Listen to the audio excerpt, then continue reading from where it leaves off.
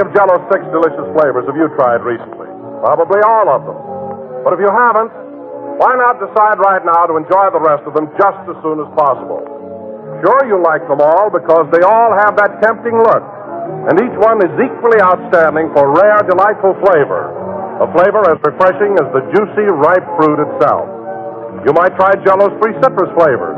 Perhaps a gay dessert made with golden orange Jell-O, or a mold of shimmering lemon Jell-O, or tangy lime Jell-O, the very color of bright green limes hanging in the summer sun. Try cherry Jell-O, too. Ruby red cherry Jell-O full of rich, enticing goodness. And by all means, don't overlook strawberry and raspberry Jell-O, because you'll find they're better than ever. Each has a new, improved flavor obtained by using a natural flavor base artificially enhanced. And the result is something mighty swell. Dessert enjoyment at its downright best. So try a tasty Jell-O treat real soon. Whether your favorite fruit is strawberry, raspberry, cherry, orange, lemon, or lime, you'll find a grand treat waiting for you in Jell-O.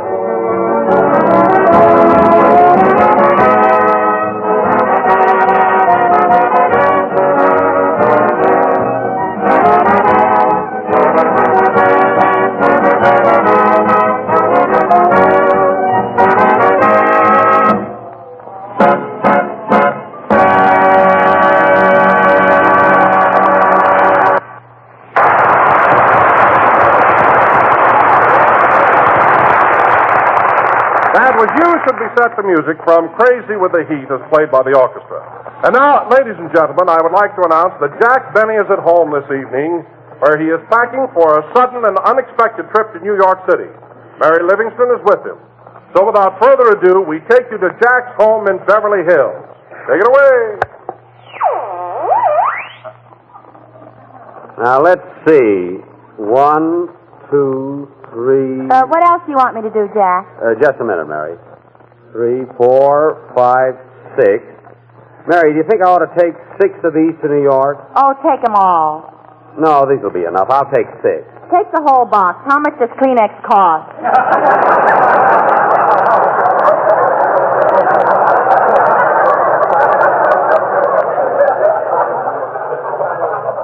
That's not the point. I'll just take 6. If I had a cold, it would be different. Now, let's see. Say, Jack, what are you going to New York for anyway? I told you I'm going there on business for a couple of days. I'm considering a part in a Broadway play. Are you kidding? No, I'm not kidding. I've had my fling in pictures, and now I'm going to tackle the legitimate theater. In fact, I'm toying with Shakespeare. Why don't you get a yo-yo and leave him alone? Now, Mary, I'm serious. One of these days, you'll see a big electric sign on Broadway, Hamlet, starring John Benny. John Benny? Who's that? Me. I'm going to change my name. Well, here we go again. I know what I'm doing. You can jest, Mary. With a little experience, I may become one of the leading interpretators? What's that?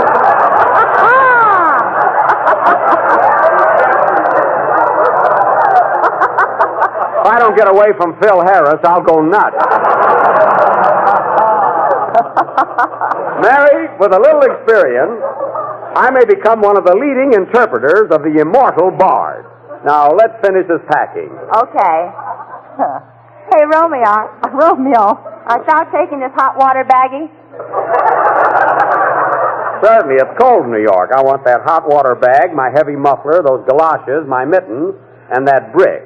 What are you taking a brick for? I'm going to heat it and put it in my bed. Now, let's see. What else? Hello, Miss Livingston. Hello, Rochester. Oh, Rochester, my plane leaves in a couple of hours. Did you alter my tuxedo like I told you to? Yes, sir. Here it is. Alter your tuxedo? Yeah, I told Rochester to take the satin cuffs off the sleeves.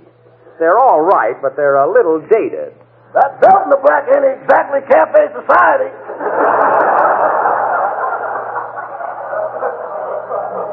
Well, no, but I may buy a new one in New York. Here, pack my tuxedo, Mary. Okay.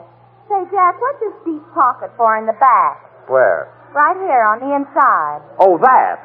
I did a magic act for a while in vaudeville, and that's where I kept my rabbit. That was a pigeon, boy. It was a rabbit. It was a pigeon. Rochester, I ought to know. I'm telling you, I kept a rabbit in that pocket. Okay, it was a rabbit. You're darn right. And that egg I found was a mothball with a yolk in it.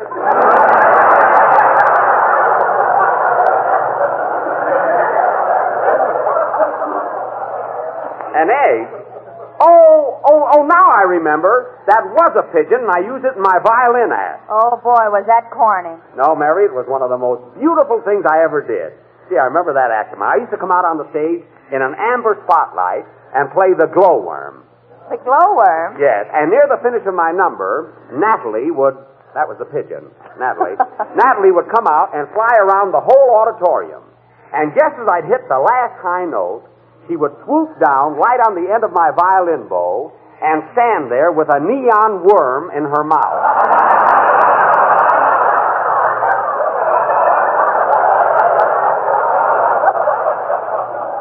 Oh, the effect was simply wonderful.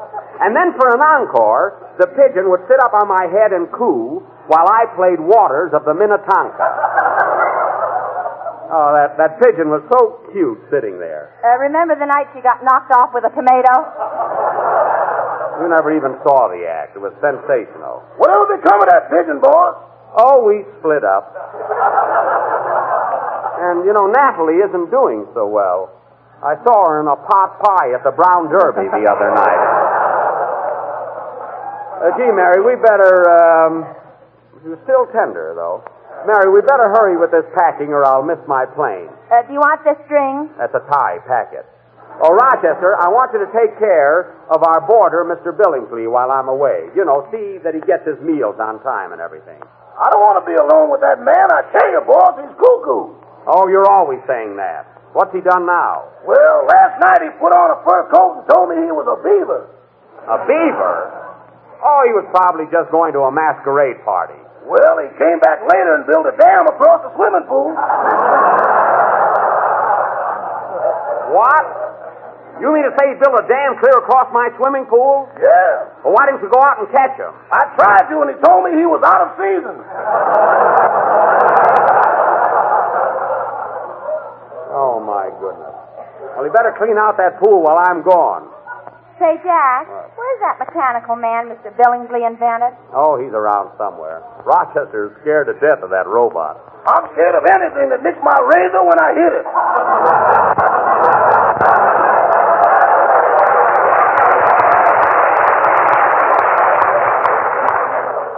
Well, don't tease him.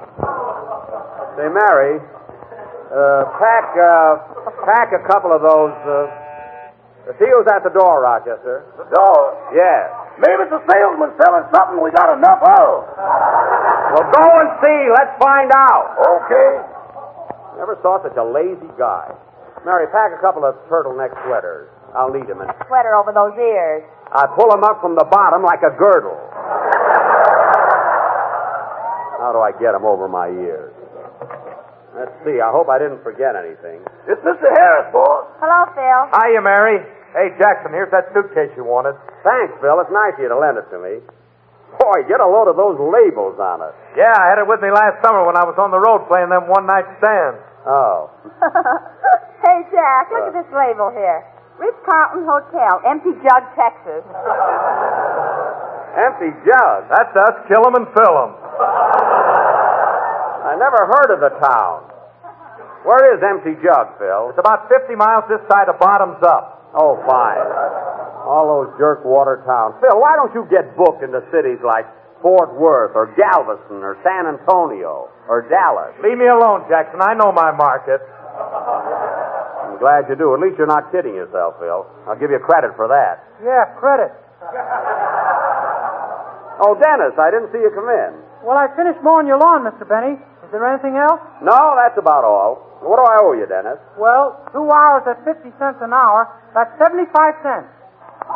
Oh, what a kid. Dennis, you're cheating yourself. 50 cents an hour for 2 hours is $1. It wasn't last week. Dennis, that's about all. Okay. You mind if I go in the other room and practice my song? No, go right ahead. Go in the living room, Dennis. There's a piano there. Thanks. Okay, well, Mary, my suitcase is about full. We'll start on Phil's now. Open it up. Okay. Surprise how many things you have to take with you. Hey, Phil, what's all this stuff in here? Oh, those are the posters we put up when we're on the road. Let's see one of them. Well, I'll be darned. Coming next week to the Trianon livery stable, Phil Harris and his barefoot serenaders. Phil, don't your boys wear shoes when they're on the road? Nah, we don't want to make our audience feel self-conscious. Oh, I see. Now, Mary, take these posters out of Phil's bag and put my wool socks in it. Oh, Jack, you're taking too much stuff with you. No, I'm not. Now, Mary, fold these things neatly, will you? I'll need all the space I can get. Okay. And Phil, hand me my dressing robe. Here you are, Jackson. Thanks. I know you're taking chances in New York, you know. It's pretty cold there.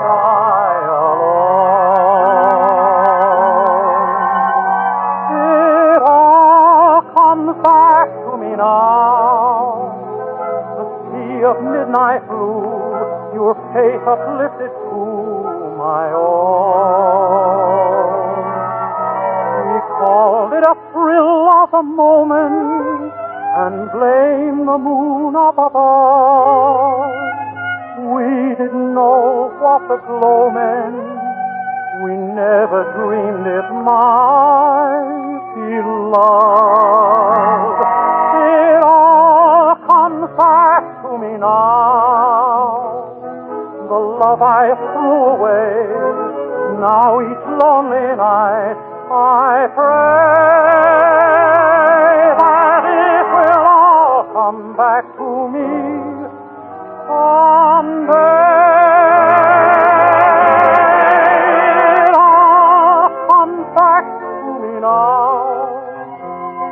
The love I threw away, now each lonely night I pray that it will all come back to me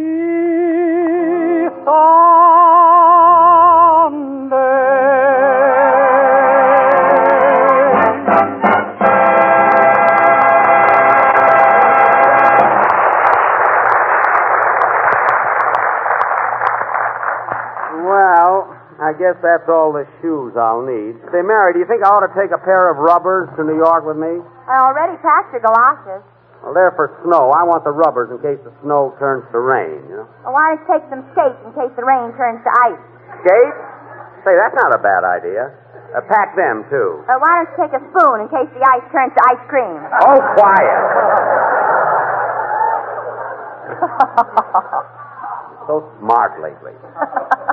Now, let's see. I'll be going out night to New York, so I'll need a... Rochester. Yes, boss? Run next door to Mr. Ronald Coleman's house and ask him if I can borrow his opera hat. It's hanging in your closet now. Oh, yes. I borrowed it for my cousin Rita's wedding.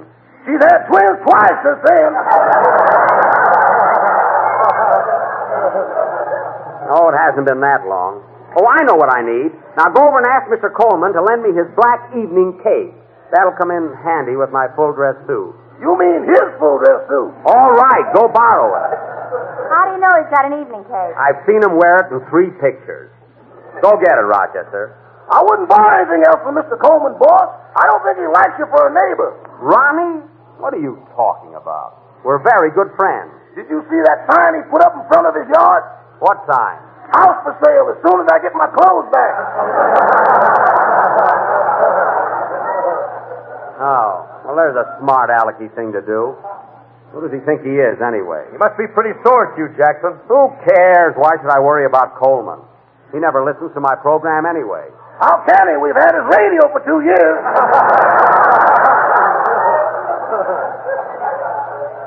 Well, it's going back first thing in the morning. Needs new tubes anyway. Now, let's see. Mary, stop jumping up and down on those shirts to get them in the suitcase. You're not making wine. Say. Well, you've got too much stuff in here. Not if you pack them right. Be neat. That's how you got fired at the May Company.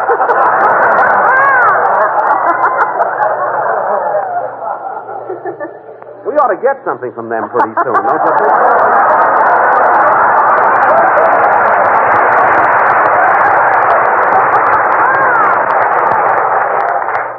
Even if it's just a little handkerchief, Well, I've got... Well, I guess... Well, I guess I've got everything now. Yeah, I think... Oh, hello, Mr. Billingsley. Good evening, Mr. Benny. Getting ready for a trip, I see. Yes, I'll be away for a few days. I'm flying to New York. Flying, eh? Would you like to borrow my magic carpet? No, thanks. I'll take the plane. After all, New York is pretty far to go on a magic carpet. I'll be glad to put a hostess on it. No, thanks just the same. I'll just be an old stick in the mud and take the plane. I hope you'll be comfortable while I'm gone. Oh, don't worry. Mr. McDougal will keep me company. Mr. McDougal? That's the robot. Oh. By the way, how is Mr. McDougal? Oh, he's been in a frightful mood all day. I think I'll have his oil changed. His oil changed, eh? Would that help? Always helps me.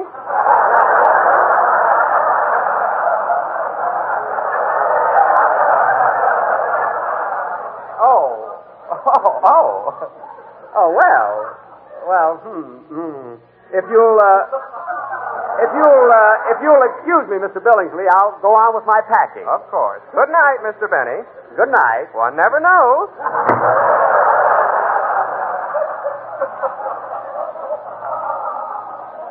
You know, that guy is a little eccentric, but I can't help liking him. Does he always carry a bunch of bananas over his shoulder? No, this is the first time. Well, I might as well finish my packing. Now, let's see. What else do I have to do? There's the buzzer. I wonder if I took along enough handkerchiefs. Oh, sure. You got plenty. Yeah, I guess so. Oh, Rochester! Yes, boy. There's someone ringing the doorbell. Maybe you go away. Answer that door!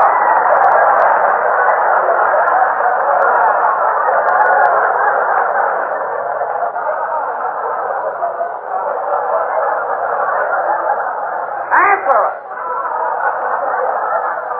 Don't aggravate me. I never saw anybody so allergic to doors. Well, Mary, I guess I've got just about everything I need. Huh? Yeah. Hey, wait a minute. You want to take your step-ins, don't you? Mary, men refer to them as shorts. With lace on them? That's not lace, they're just frayed a little. I'll buy new ones in New York. Why don't you buy us some from Ronald Coleman? We're not speaking. Not until he removes that sign from his front yard. Announcing Mr. Don Wilson. You don't have to be so formal, Rochester. Hello, Don. Hi, Don. Oh, hello, everybody. Hello. Well, Jack, here's those ice cream puffs, or those cream puffs that you asked me to bring over.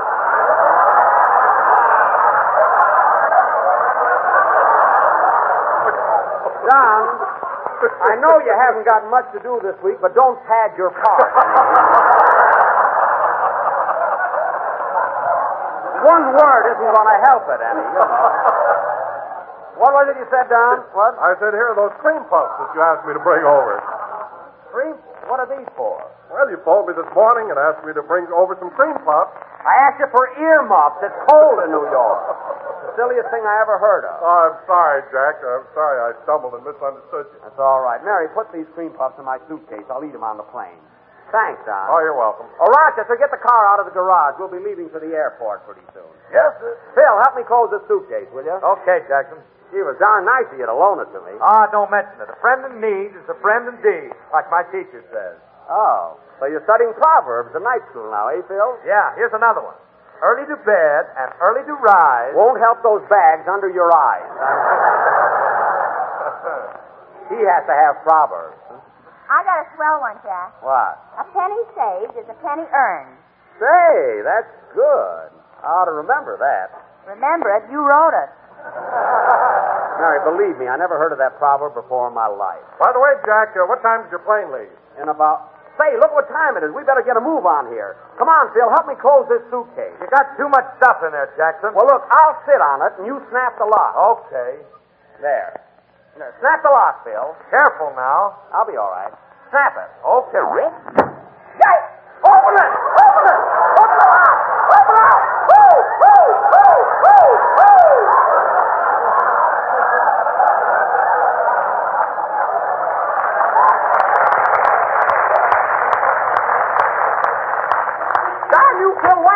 watch what you're doing. I told you to be careful. Well, you didn't have to. Now, how are we gonna close this suitcase? I'll sit on it, Jack. Okay, Don. Now, hurry. We got to get going. Now, Mary. Well, there goes the cream puff. Phil, tie a rope around the suitcase and let's go. The car's waiting, boss. We'll be right out. Where's Dennis? He's in the other room. Hey, Dennis, you want to drive to the airport with us? I live out that way. I'll ride my bicycle. All right. We're coming. Everything has to happen to me when I'm in a hurry.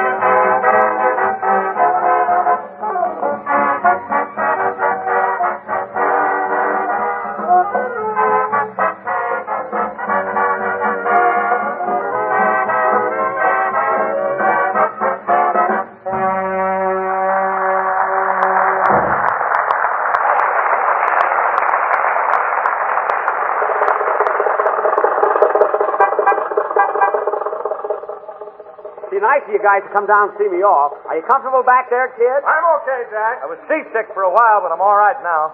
Well, we'll be there pretty soon. We're making pretty good time. What are you talking about? We should have been at the airport half an hour ago. Well, don't forget, Mary, we had a few hills on the way. When we come to the next one, I'm not going to get out and walk for anybody. You'll get out the same as everybody else. Rochester, can't we go just a little bit faster?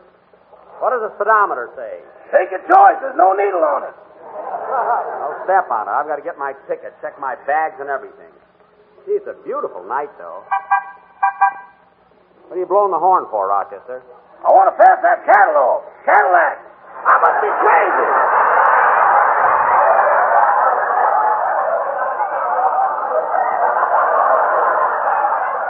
Rochester, if you can't pass a catalog with this car, I'm really going to get rid of it.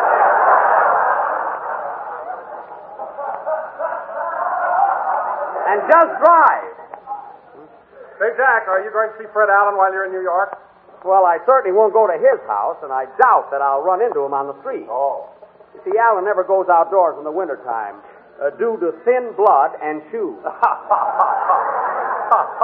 That's pretty good, Jackson. You ought to use that on the program sometime. No, I'm not kidding, Phil. The soles on Allen's shoes are worn so thin that he can stand on a lawn and feel the grass growing. Make a note of that, Mary. I could use that gag. Write it yourself. How can I write? I got to wave this lantern. Do you want somebody to bump into us? Anyway, don't bother. I'll remember the gag. Hey, look, Jack. There's Dennis on his bicycle. Oh, yeah. Hello, Dennis. Hiya, Mr. Benny. Hiya. Pass him, Rochester. Aren't your legs tired from all that pedaling, Dennis? Nah, this is fun. That's good. Pass him, Rochester.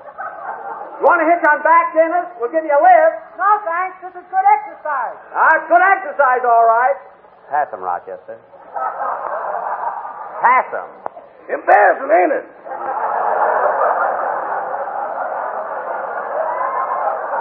Step on it or something. So long, Mr. Benny. I'll wait for you at the airport. You come back here. All right, go on, those reckless kids. Let them go. Oh, Jack. Don't you dare open your mouth. And listen, fellas, I don't any of you breathe a word of this. I won't, Jackson. Don't worry about me. We still have a lot of time, so let's relax and enjoy the ride. Going along fine now. Attention, folks, we're going down a hill. Please fasten your safety belt. Okay, buckle them on, everybody. You too, Harris. I don't want any lawsuits. Here we go. Boy, we're traveling now. See you at the airport, Dennis. I knew we'd pass them.